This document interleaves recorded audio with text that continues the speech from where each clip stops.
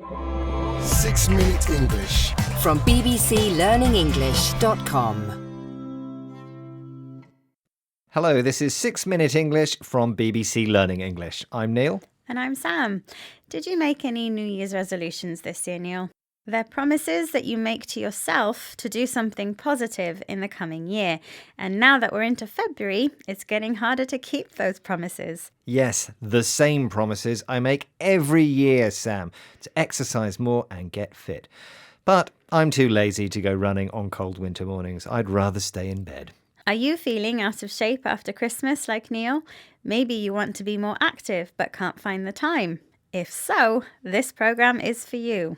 Yes, in this lazy person's guide to exercise, we'll be asking what is the least amount of exercise someone can get away with doing while still staying healthy. And of course, we'll be learning some useful vocabulary as well. Of course, any exercise is better than none. Structured exercise, activities like going to a fitness class or swimming are great. But if that's not possible, we'll be hearing about small changes you can make that will help as well. Which is good news because fewer and fewer of us are doing what the UK government recommends, 30 minutes of moderate exercise a day. In fact, the government recently downgraded its recommendations because so few Brits were following it.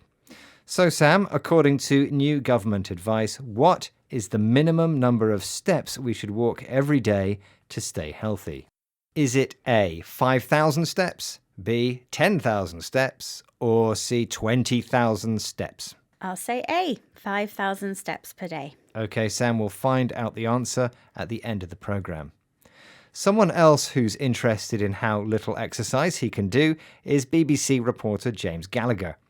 Here's James speaking with sports physiologist Dr. Zoe Sainer after Zoe had been monitoring James's fitness while running on a treadmill for BBC Radio 4 programme Inside Science. But I also know you do regularly try and do structured exercise. So just so we're clear, my structured exercise training is going for a swim once a week. Generally, that's fantastic. I guess my question to you would be, how hard do you push yourself when you go swimming? Not as hard as the treadmill. Well, I think the big thing, if we come back to this question of what is the least I can do, there's clear evidence that if you want to do shorter exercise sessions, they need to be of a higher intensity, right? So there's a trade-off. Zoe says that if you don't have much time to exercise, it's okay to do shorter sessions as long as you push yourself. Try harder and put more effort into what you're doing. If you can swim a length in 40 seconds, push yourself to swim it in 35. That means exercising harder, of course, but for a shorter time. In other words, there's a trade-off. You accept the disadvantages of something in order to get the benefit it brings. Another problem for many people is that their job is sedentary. It involves little exercise or physical activity. Zoe thinks it's important that office workers who sit down all day also find time to exercise. Here she shares her tips with BBC Radio 4 programme Inside Health. Especially people who have office jobs, are sat down all day, we then look at some of the easy wins. So active travel. And even if that's parking a little bit further away, one of the exciting areas in the literature that's coming out at the moment is actually walking faster. So if you have no time to suddenly do 10,000 steps a day, can we get you to do 5,000 steps faster? Will we see an improvement on your health? Yes, we will see an improvement on your health, especially over a longer period of time. The big focus around short, sharp exercise sessions is you get more bang for your buck.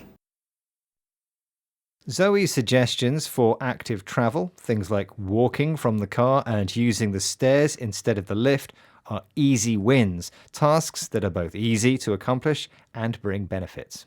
Easy wins, like short but intensive bursts of exercise, increase fitness and give you more bang for your buck, an idiom which means that you get better results for the same amount of effort you put in. That's something everyone can appreciate. Even you, Neil. Well, I'll definitely try to walk more, but remember, Sam, the body needs rest too. And speaking of walking, isn't it time to reveal the answer to your question?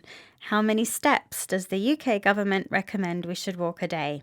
I guessed it was 5,000, so was I right? You were close, Sam, but in fact the correct answer is 10,000 steps a day. Although, as Zoe mentioned, walking fewer steps faster has benefits too.